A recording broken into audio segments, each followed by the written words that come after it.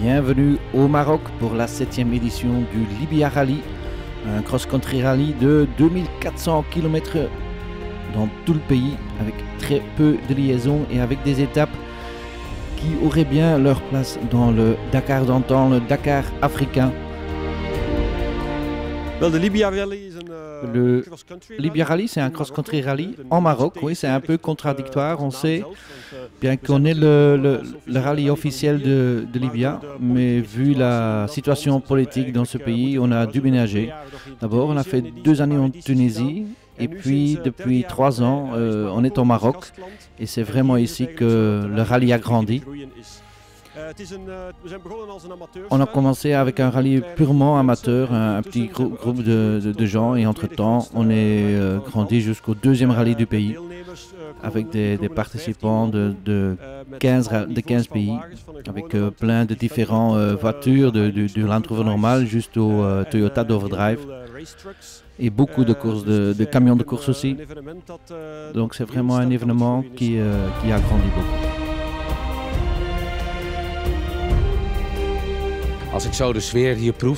Mais quand je ressens l'atmosphère ici, c'est pas aussi agité que le Dakar. Oui, je commence à me sentir à l'aise ici. Et vous avez eu des problèmes techniques avec le buggy, est-ce qu'ils ont été résolus? Oui, je crois bien. On avait un petit peu de problème à l'avant et l'arrière, et aussi avec le dynamo. Mais on a ajusté et on va un peu le tester ici.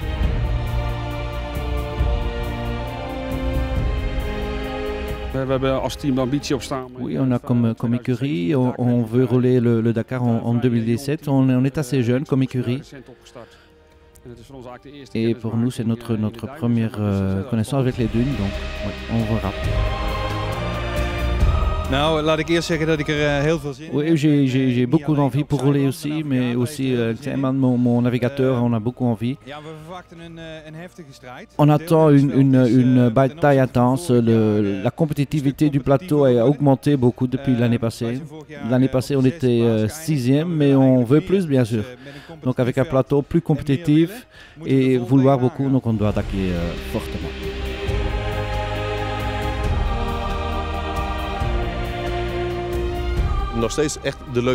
Oui, c'est toujours le rallye le plus gai au monde. L'atmosphère est super ici. Il n'y a pas, c'est pas si excité ici. Donc tout le monde s'aide et c'est très bien.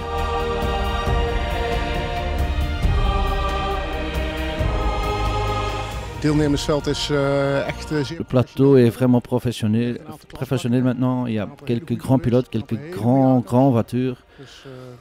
Donc, comme l'année passée, on va commencer calmement et on verra après.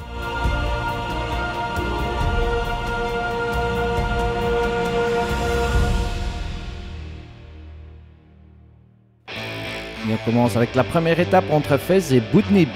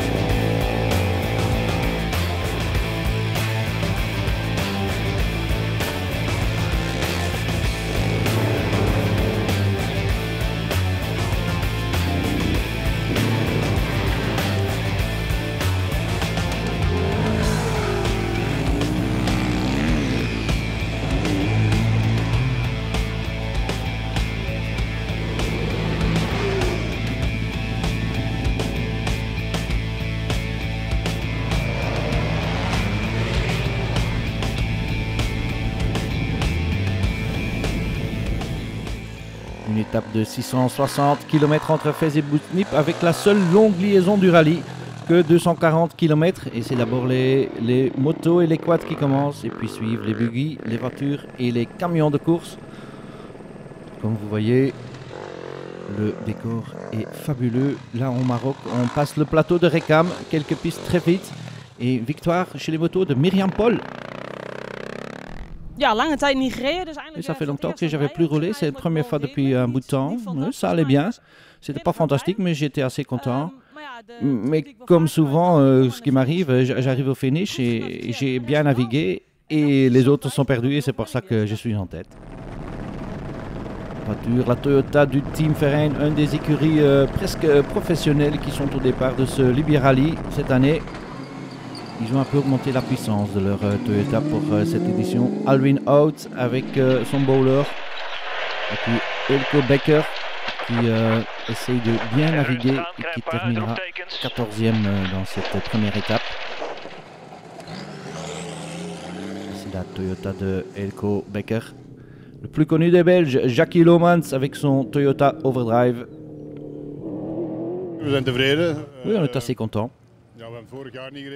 L'année passée, on n'a pas roulé ici, mais on nous a comme prévenu qu'il y avait quelques pièges dans le parcours. Naviguer était très difficile aujourd'hui, pas seulement pour nous. Il y en a quelques-uns qui se sont perdus. On a eu une crevaison, pour le reste, ça allait bien. Deuxième place pour Lomans dans cette première étape. Peter Herren avec sa Jeep, mais il n'est pas trop content du comportement de sa voiture.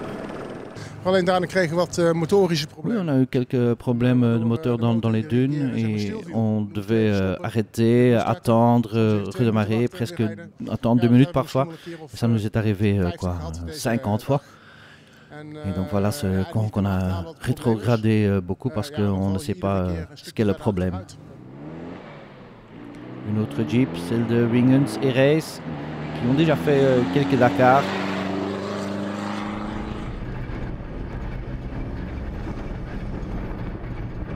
Voici sur les pistes marocaines, caillouteuses comme vous voyez.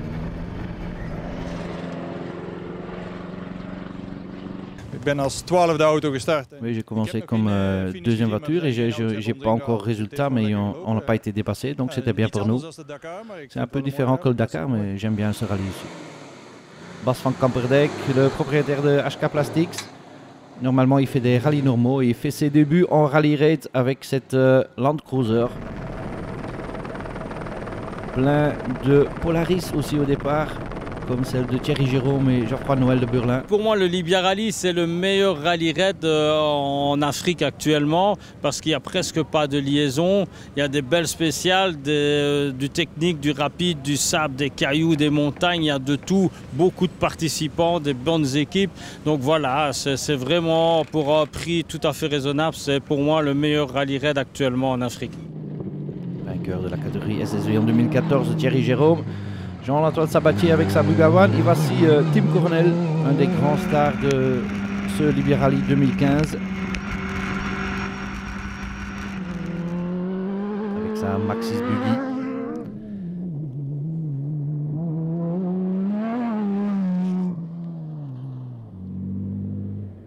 Plein de camions de course aussi, comme celle de Jack Brouwers.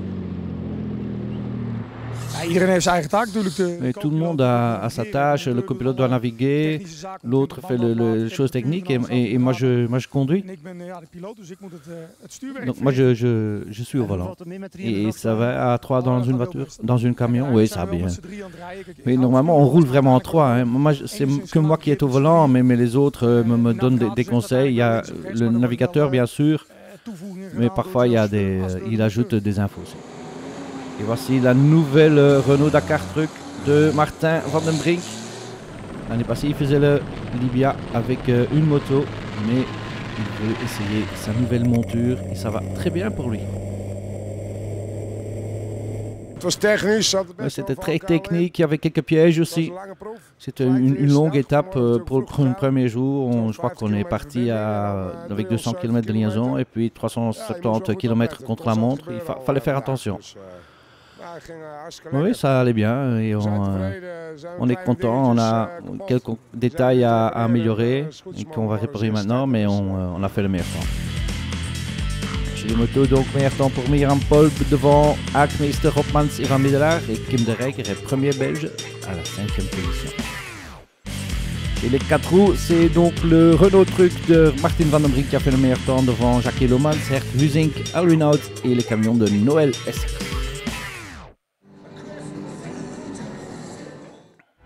Le lendemain, temps pour la deuxième étape entre Boudnip et Merzouga.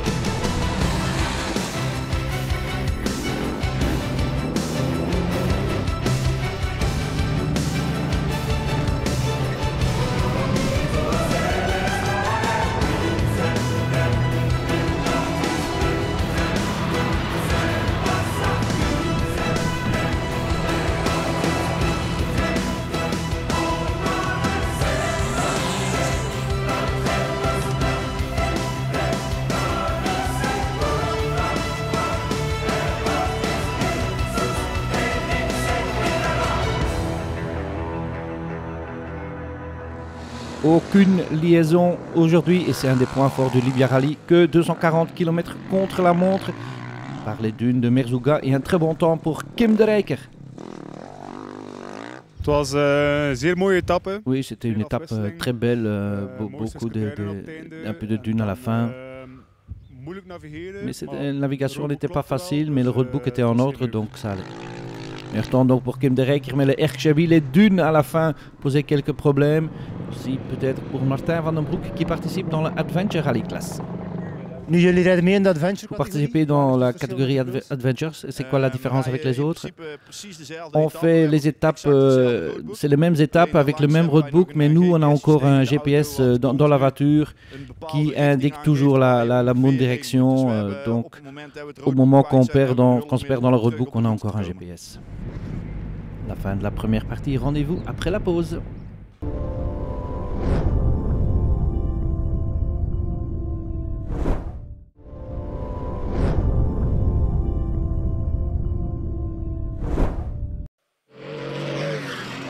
De retour dans le Libia Rally et cette deuxième étape posait quelques problèmes pour Eelco Becker qui a fait un grand tonneau avec sa Land Cruiser. Heureusement, il a été aidé, il peut continuer mais il a perdu beaucoup de temps.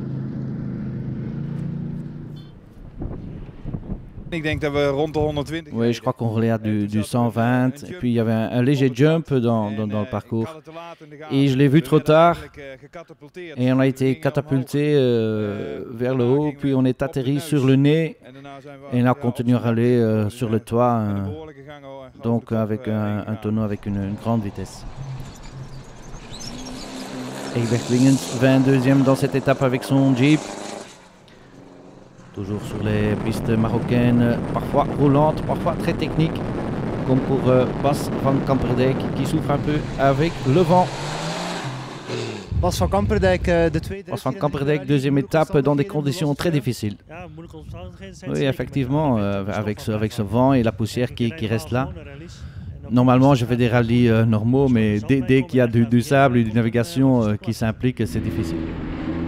La Dodge impressionnante de Tunissen, 32e dans cette étape.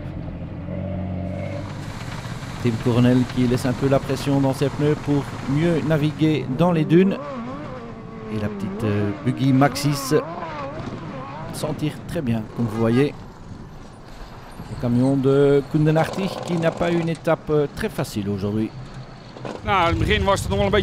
Au début, c'était un peu... on allait très bien, mais à un certain moment, on est dans quelques épingles. Il y avait une Polaris qui bloquait la route. C'était difficile pour la dégager, mais comme ce virage a été complètement usé, c'était un peu tricky, oui. Le camion La Renault qui menait donc et qui était en tête aussi dans cette étape jusqu'au point contrôle 2, au CP2, où il y a eu un léger problème.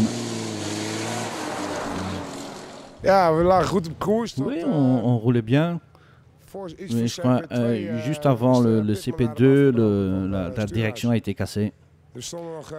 Donc on était encore dans les dunes et puis voilà, tu perds beaucoup de temps. Hein.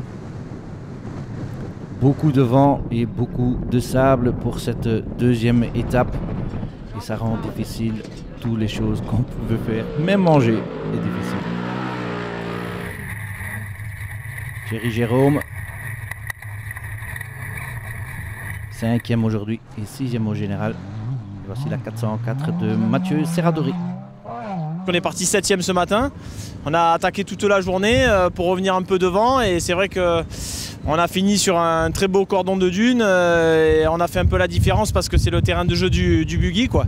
Donc on attend les dunes avec impatience pour les jours à venir, mais on est confiant, tout se passe bien, on se régale. Gert Huizink avec sa Tatra s'est inscrit aux dernières minutes, mais il gagne cette étape.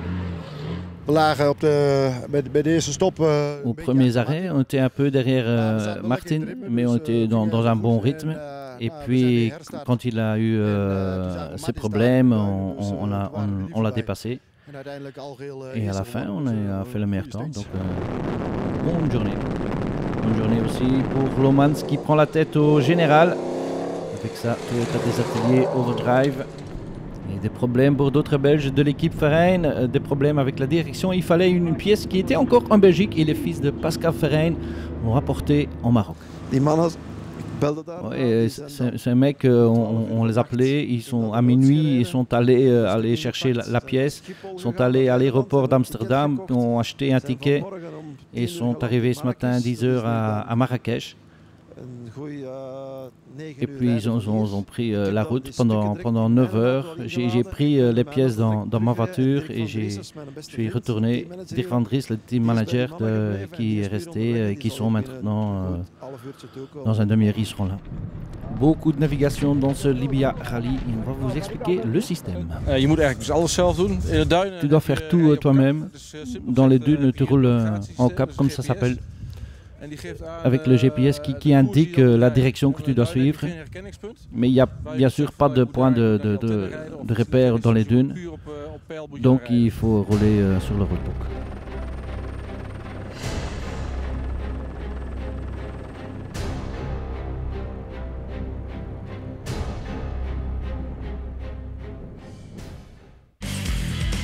Le classement après la deuxième étape, Myriam Paul toujours en tête, mais elle ne reste plus que 10 secondes de son avance sur Kim de Rijker, Van Middelaar 3e et Newland Tederbeek complète le top 5.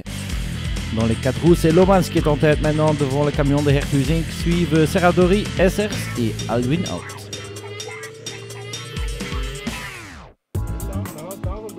Il y a un peu de temps pour la convivialité dans le Libya Rally aussi. Le catering bien en ordre, ce qu'il faut bien sûr pour tous les concurrents et les équipes qui se reposent avant la troisième étape entre Merzouga et Mamit.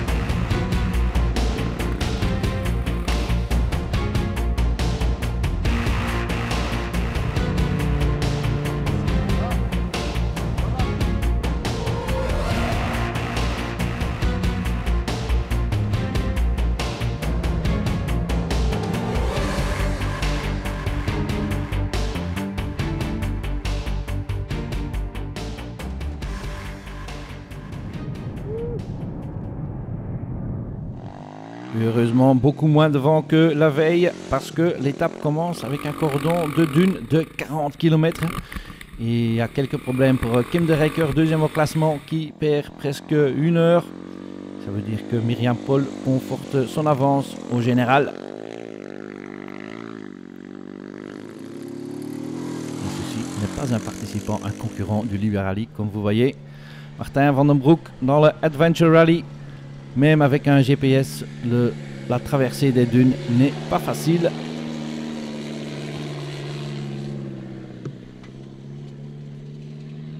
Quelques beaux challenges dans le Libby Rally aussi pour les concurrents de la classe Adventure. Van Kampendijk avec son Land Cruiser qui a des difficultés à passer dans les dunes, mais il ne se cale pas, ce qui est très important. Il faut vraiment naviguer sur le cap et essayer de ne pas se planter.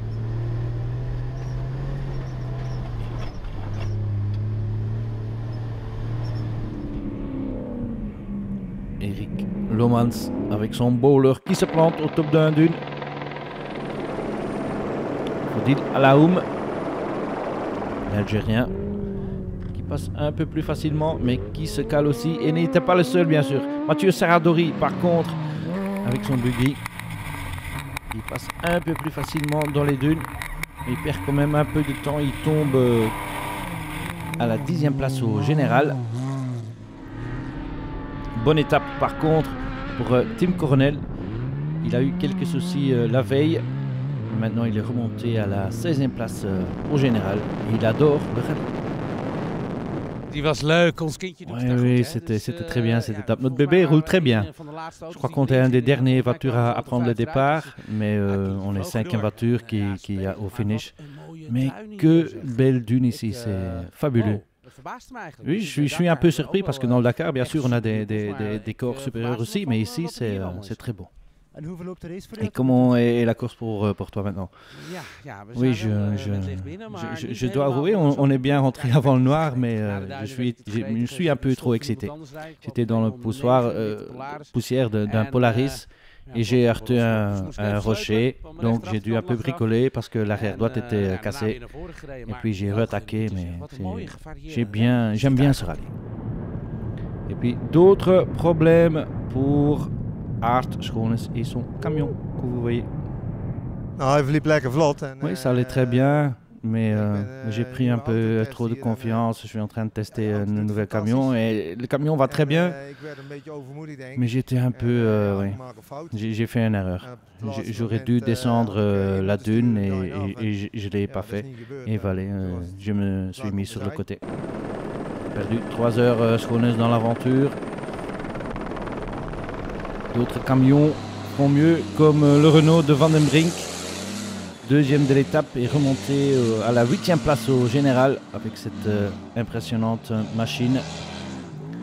La Polaris de Johannes van Kasteren qui se sent très à l'aise dans les dunes apparemment. 7e au général.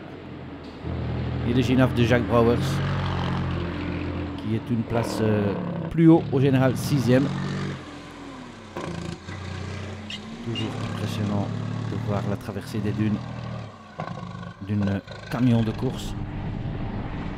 Herbert Wiggins a une meilleure journée aujourd'hui, bien que ce ne fut pas toujours facile comme vous voyez. Il monte à la 15e place et voici le man de Noël Essers qui se plante aussi. Mais dès que ça roulait, ça allait bien pour Wiggins. Koen Hartig, après ce problème de la veille, à nouveau quelques problèmes dans les dunes. Ce n'est pas toujours facile de trouver la bonne route et la bonne place pour traverser ces dunes.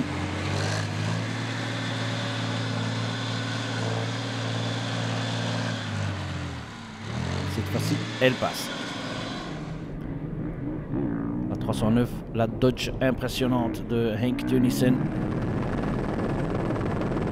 Vous voyez dans les dunes avec une pression de pneus assez basse. Dès que ça roule très vite. Pierre-Paul toujours en tête dans les motos, devant De Rekker toujours 2e. Suivent les Anglais Newland et Norman et Marcin Koer 5e. Taki Lumans toujours en tête chez les 4 roues, devant Husink, Thierry Jérôme 3e maintenant, devant Mike Willems et Al Renault. Fin de cette partie, à très bientôt.